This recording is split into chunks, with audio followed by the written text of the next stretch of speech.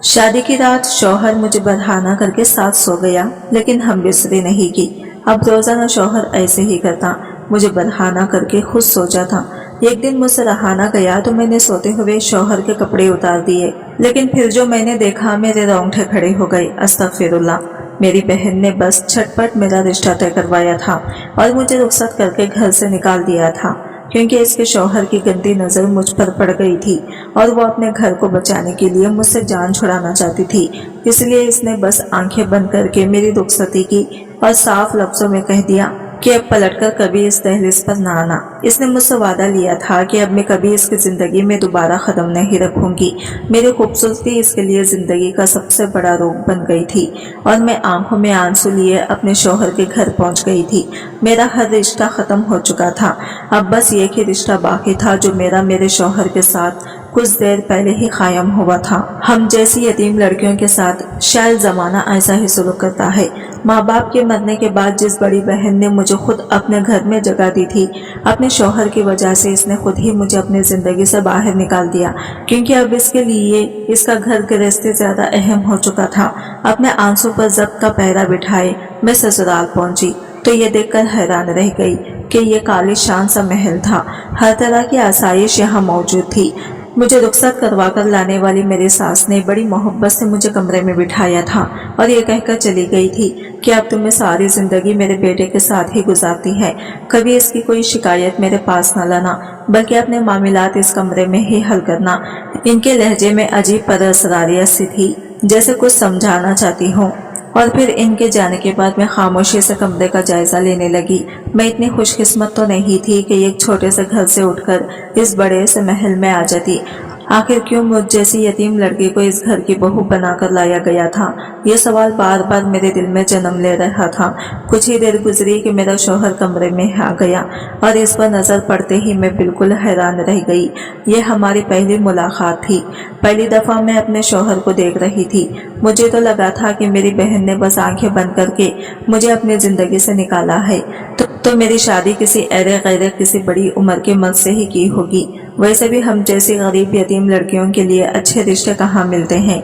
लेकिन ये देखकर मैं बिल्कुल दंग रह गई थी कि मेरा शौहर एक 24-25 साल का जवान और खूबसूरत मर्द था, जिसकी नीली आंखें किसी झील का मंजर पेश कर रही थी। मैंने आज तक इतना खूबसूरत मर्द नहीं देखा था। मुझे लगता था कि खूबसूरती का लफ्ज सिर्फ औरतों के लिए है, लेकिन अपने शौहर को देखकर मेरा हर ख्याल बदल गया था। अपनी बहन के लिए भी मेरा दिल साफ हो गया था कि इसने जल्दबाजी में मेरे हक में कोई बुरा फैसला नहीं किया था। मुझे महसूस हुआ था कि मेरे शौहर की गहरी नजरें मुझ पर जमी हुई थी, इसलिए मैंने घबराकर अपनी नजरें झुका ली थी। वो मेरे करीब आकर बैठा और बस मुझे गौर से देखता रहा और फिर ऐसी बात कही कि मेरे होश उड़ गए।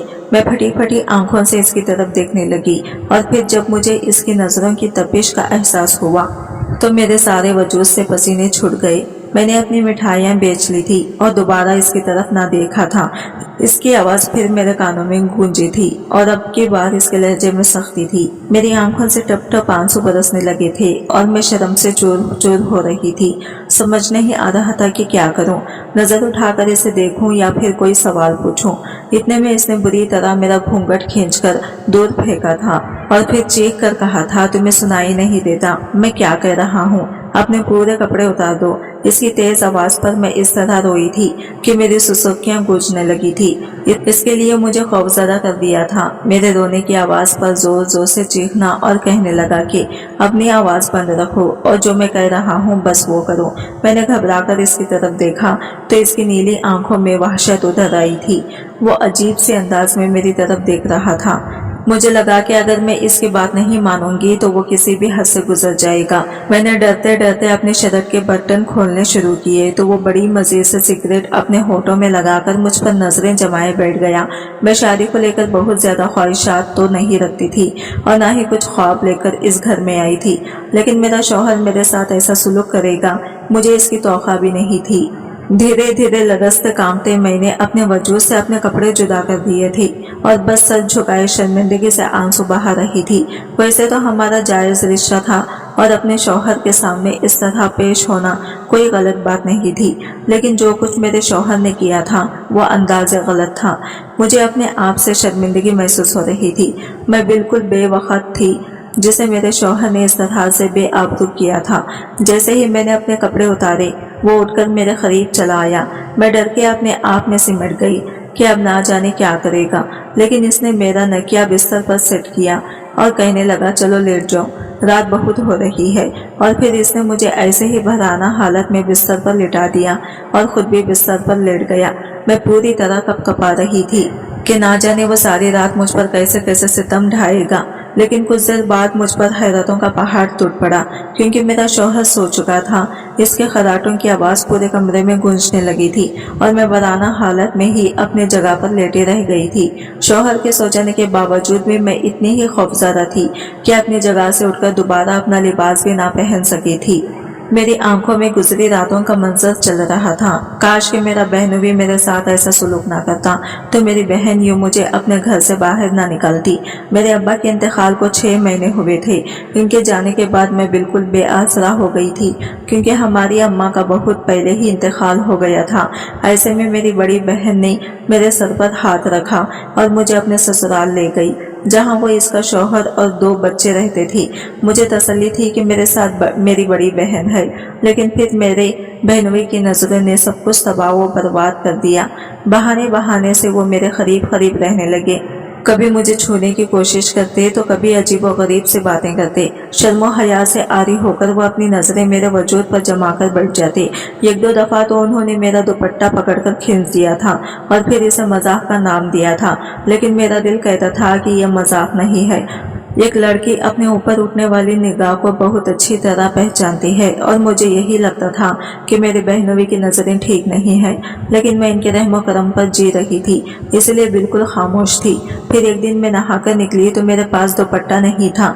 मैं बिल्कुल बेफिक्र थी, क्योंकि मेरे हिसाब से इस वक्त घर में मेरे बहनों भी मौजूद नहीं थे, इसलिए मैं सुकून से अपने गीले बालों को सुखाने लगी। लेकिन इतने में शाहिद भाई बावर्ची खाने से निकलकर मेरी तरफ चले आए और बेइख्तियार ही उन्होंने मेरे बालों को छुआ था।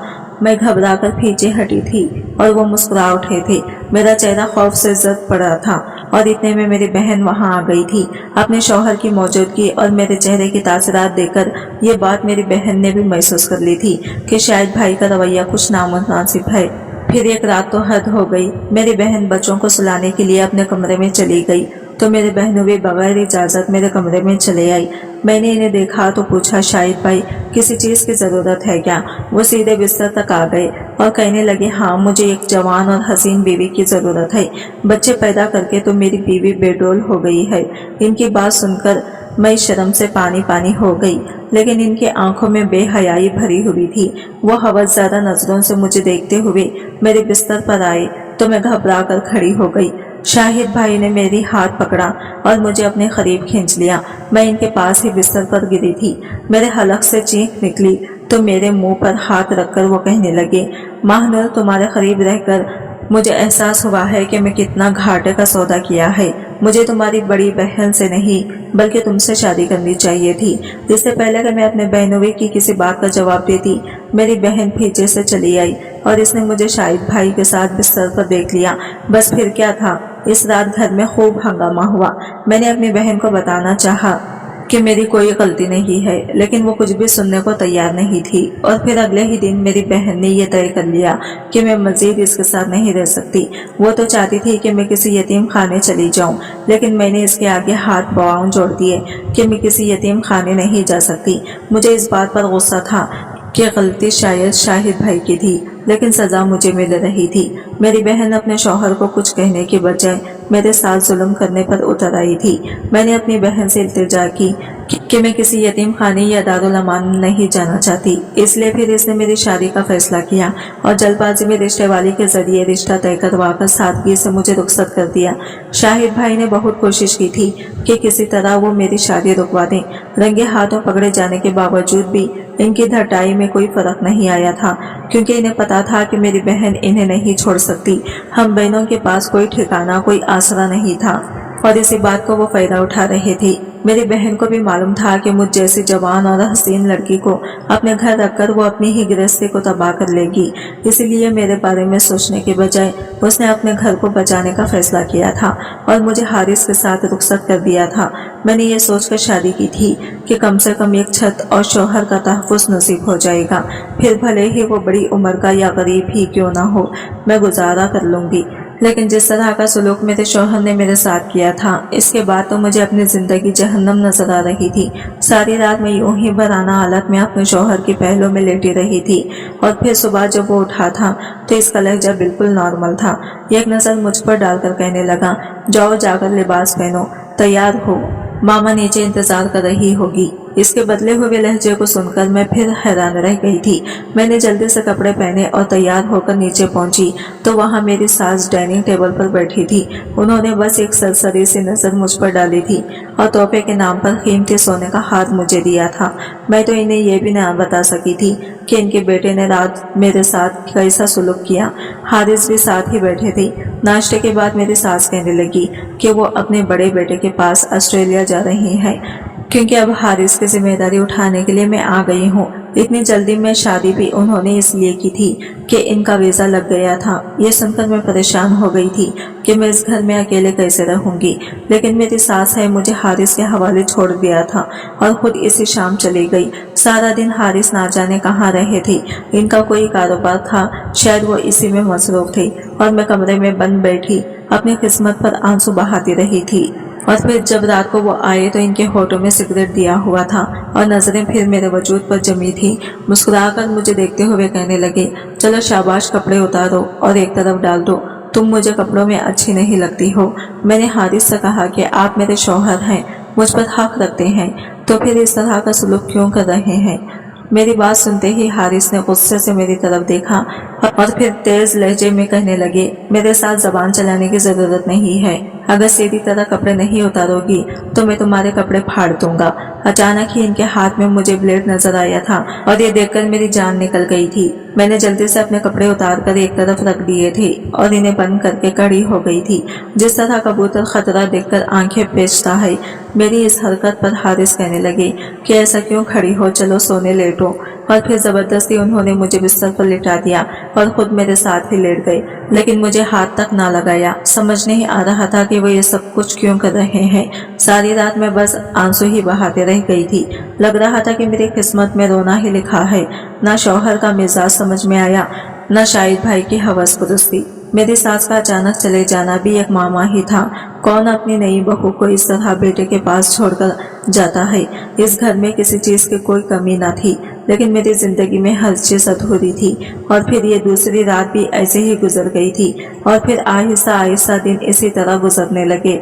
सारा दिन मैं खामोश चुपचाप से बैठी रहती। एक मुलाजिमा आती थी जो सारा कामकाज करती और फिर वापस चली जाती।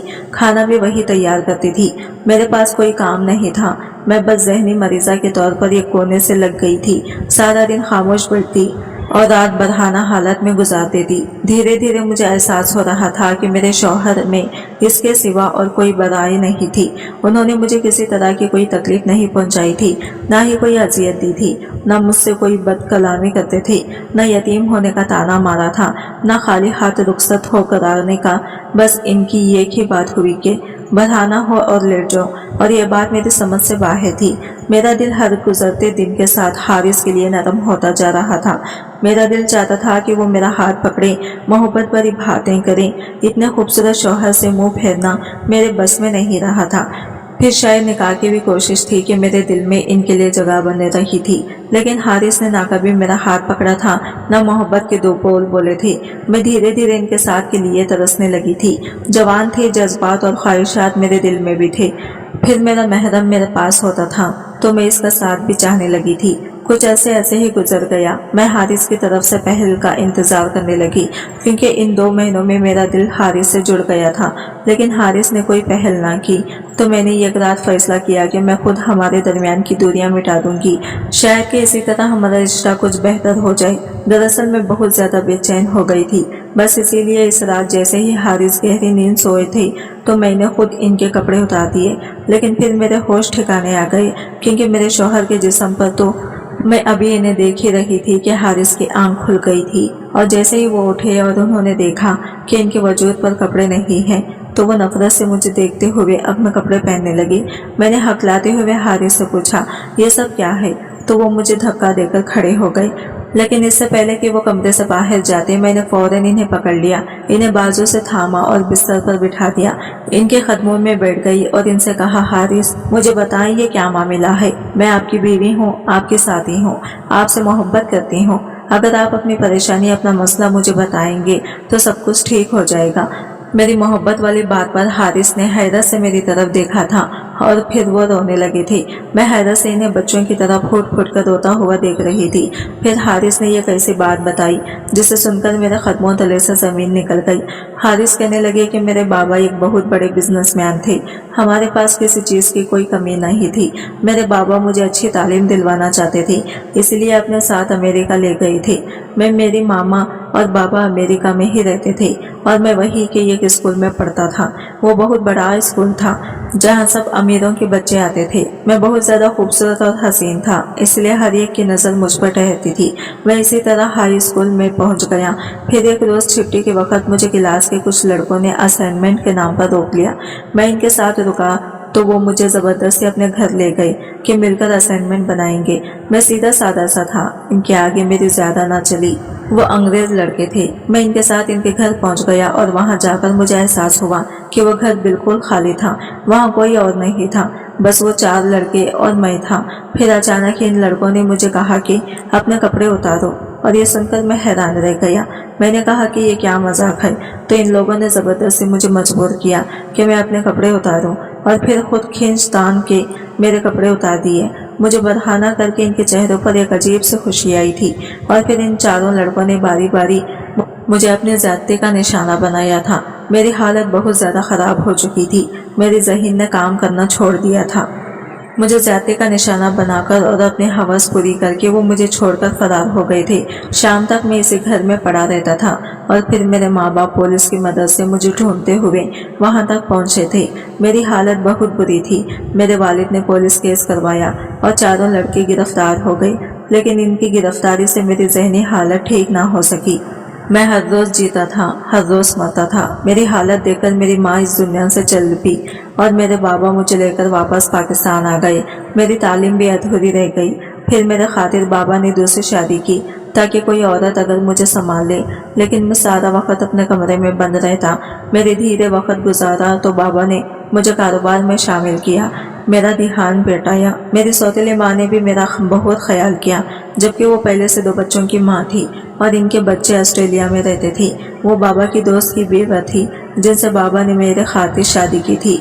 मेरी जानी हालत को देखते हुए अपने बच्चे छोड़कर वो यहाँ मेरे साथ रही और फिर मेरे बाबा भी इस दुनिया से चले गए। मेरी ज़हनी हालत अब भी बेहतर नहीं थी, मगर डॉक्टर ने कहा था कि मेरी शादी के बाद शायद मैं ठीक हो जाऊंगा। इसलिए मामा ने मेरी शादी करवाई, क्योंकि इन्हें अपने बच्चों के पास जाना था।